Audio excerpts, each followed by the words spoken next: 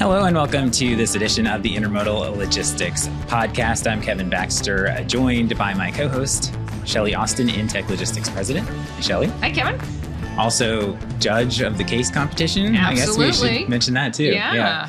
And we're very excited to have our guests today, the winners of this year's case competition at the Intermodal EXPO here in Long Beach, the Mississippi State University team. So congratulations. And thank you for joining us here today. So we are joined by their advisor, Dr. Chris Boone, and Emma Lovely-Gonzalez, Brad Sills, Sophie Perrigin, and Elijah Davis. And I should have done that in the order that you're sitting, but sorry about that. We'll get there anyway. So let's start with Shelli. We've already talked about the competition, so we've actually had a couple of different podcasts where I think we've outlined that. Yes. But give a really brief overview of what this is and what they just won. Oh, yeah. Well, this is, as we mentioned before, Kevin, one of my most exciting parts of the Expo. I've been doing this for quite some time. I won't age myself. That's bad. But it's super exciting to be able to not be in the meetings and everything that we do every day, but to work with the future leaders. And then that's what's so exciting about this. And the case competition, I think, is, so we used to have a little bit of a different format, which you guys are new. You're new and you win. That is unbelievable, by the way. Rock stars. Where do you go from here? Right? That's right. You set the bar pretty high, just got to tell you.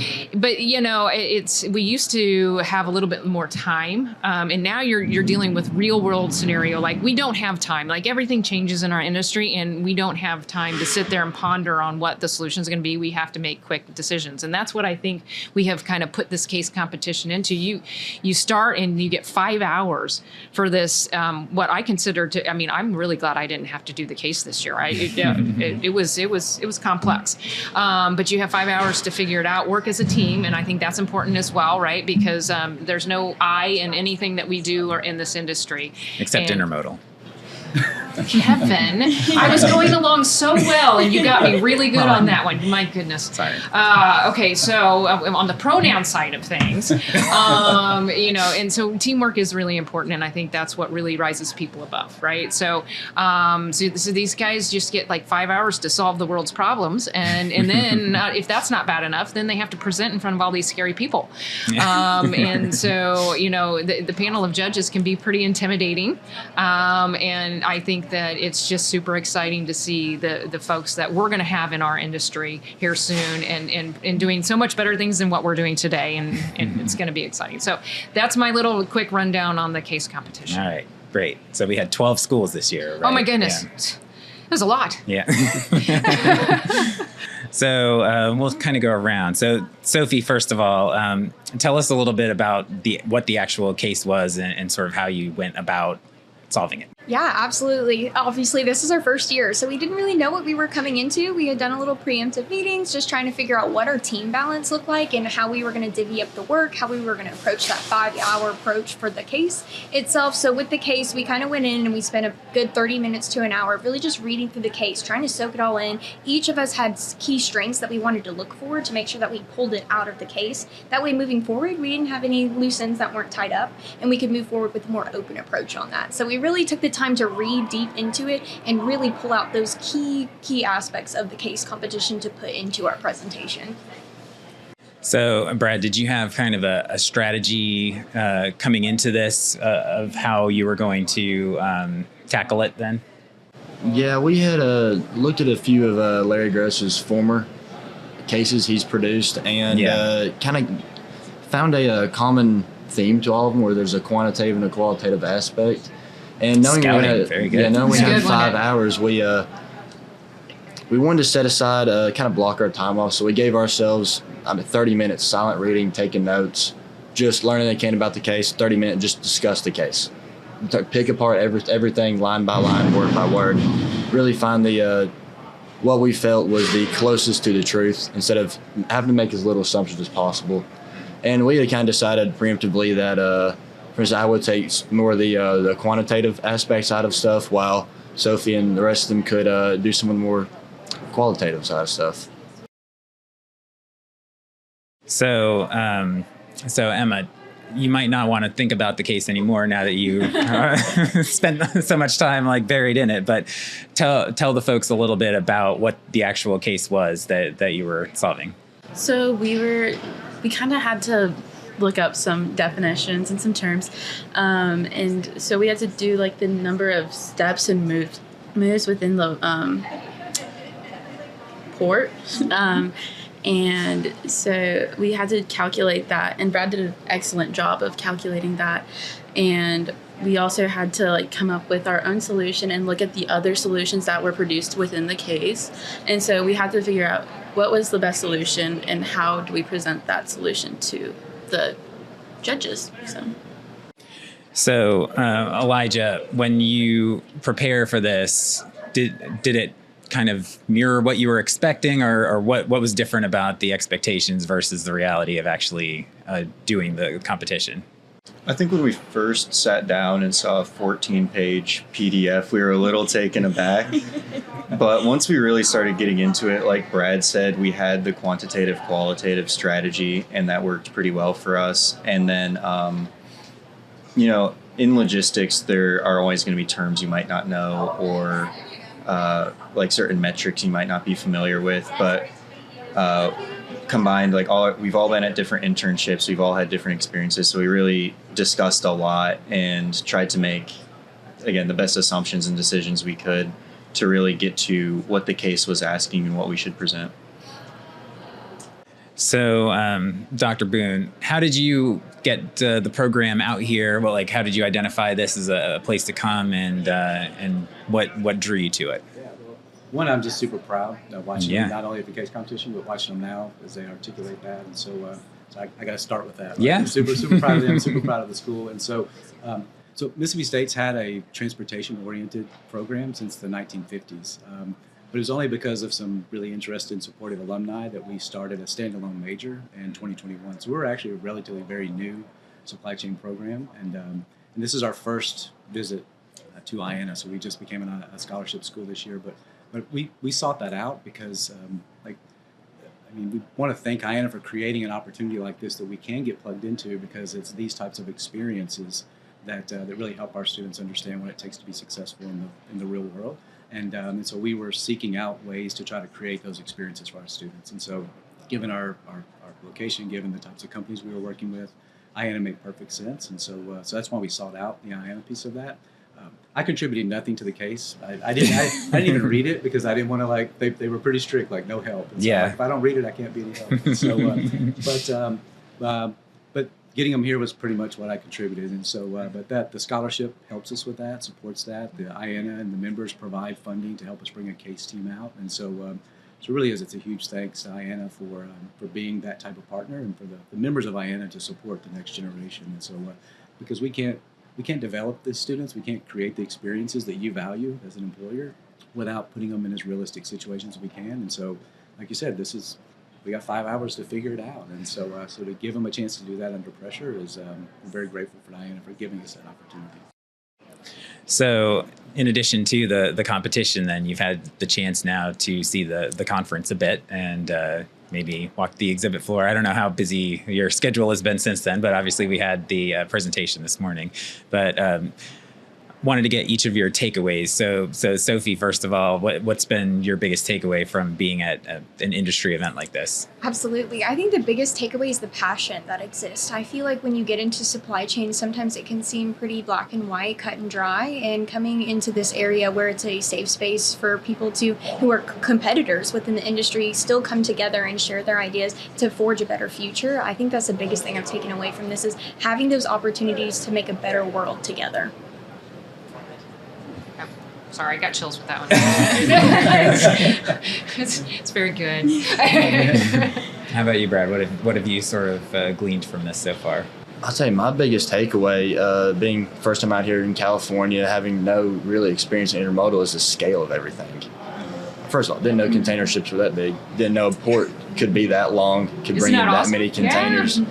It really has shocked me how much our country really relies on this industry, and that's my biggest takeaway, is how important this is, and you really need to see it grow. Yes. my biggest takeaway definitely has to be like the experience that everyone else has and getting to learn from like the experiences. For example, like the panel today, I got to learn so much, and I didn't even think about some of those aspects of intermodal transportation, and now I get to take that back and apply it to like my school and potential jobs. So this is great. We're actually doing something. I mean, this is wonderful. Yeah. That's what we want to do. You guys You are get the great. feedback. I know. Yeah, you I'm don't always loving get the this. feedback. I know. Yeah. How about you, Elijah? I would say my takeaway has been how supportive everybody has been, from the other schools, the other teams on the case competition, to the vendors and professionals here, to, of course, the IANA members. Everybody has been really pulling for us college students. You know, they come up, they see our lanyard, they're like, oh, what school are you from? You know, how are you liking California? How did you like the port? And so that was really cool to see a lot of different people pulling for us and hoping for us to succeed in the industry. That's wonderful. Can I ask a question, Kevin? Yes. Oh, that'd be wonderful. Kevin gets used to this all the time. It's hard for me to stay quiet, as you can tell. So I'm interested in, like, when you guys get out in the career world and you've seen all of this, you've seen so many different pieces and parts of the supply chain and intermodal. Do you have any kind of ideas of what kind of focus or piece of this industry you would love to be a part of? Is there any, do you want to be an operator? Do you want to be a salesperson? Like, just, I'm interested. I want to know kind of what drives you.